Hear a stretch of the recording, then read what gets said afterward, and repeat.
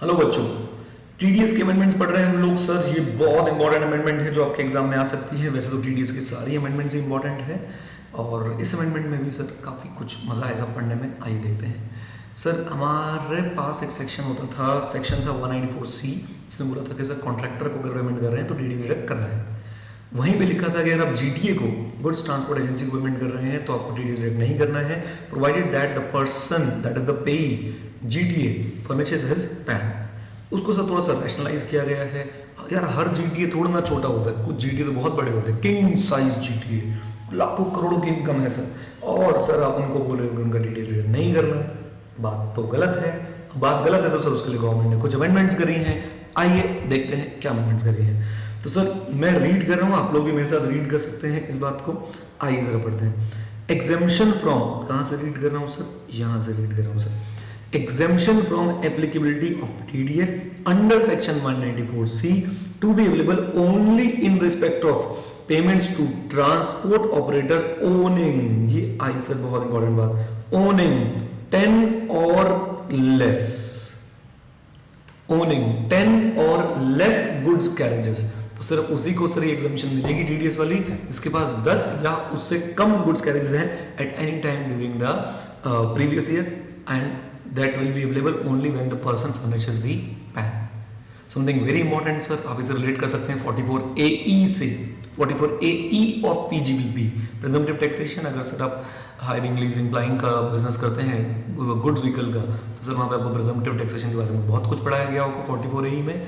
Sir उसी को ध्यान रखते हुए यहाँ पर भी कर दिया कि उसी जीटीए का टीडीएस डिडक्ट नहीं होगा जिसके पास ड्यूरिंग द प्रीवियस ईयर 10 और लेस गुड्स व्हीकल थे during any time in the previous year, right. छोटा सा बच्चों डायग्राम जरा देख लेते हैं कि क्या है सर उसके अंदर।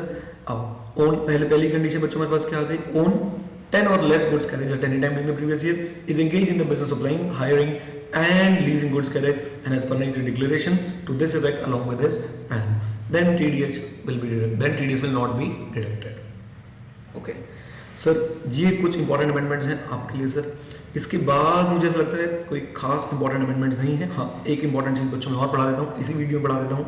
वो है बच्चों सेक्शन 197A। 197A में बच्चों अगर आपको याद हो, हमने पहले भी डिस्कशन किया था, 197A को बहुत ज़्यादा एक्सटेंड कर दिया गया है। जैसे कि 197A लगता था 193, 194A and interest on security, interest other than interest on security. फिर premature withdrawal from recognised provident fund पे आया। अगर आपने वीडियो नहीं देखी है, premature withdrawal from recognised provident fund, वो भी इस बार की अमेंडमेंट है, वो मैंने लिख दी है सर, वो मैंने आपके लिए बना दी है वीडियोस और आप वो आप देख सकते हैं। नीचे में अमेंडमेंट की वीडियोस की प्लेलिस्ट का लिंक है, आप देख सकते हैं।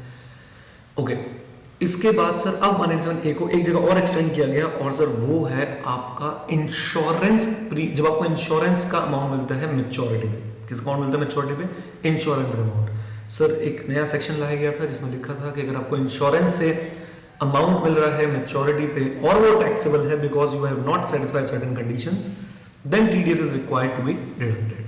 अब 197 ये बोलता है कि सर अगर आपको इंश्योरेंस की मेच्योरिटी का अमाउंट मिल रहा है और वो अमाउंट जो मिल रहा है प्लस आपकी अदर इनकम मिला के अगर जो आपकी इनकम है वो उस पे टैक्स नहीं बनता, तो सर आप एक डिक्लेरेशन दे सकते हैं under form 15G and 15H।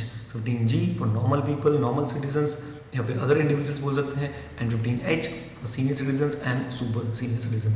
So very simply speaking, अगर इंश्योरेंस के मेच्योरिटी अमाउंट पे टैक्स लगना है और उस पर टीडीएस डिडक्ट होना है और आप कहते हो कि सर नहीं टीडीएस डिडक्ट नहीं होना चाहिए क्योंकि मेरी इस इंश्योरेंस के अमाउंट पे और इस इनकम टू बी रिसीव पे जो टैक्स बनता है वो है जीरो, जो टैक्स बनता है वो क्या है? जीरो। तो सर आप एक डिक्लेरेशन दे सकते हैं, declaration in form 15G and 15H, as simple as that sir.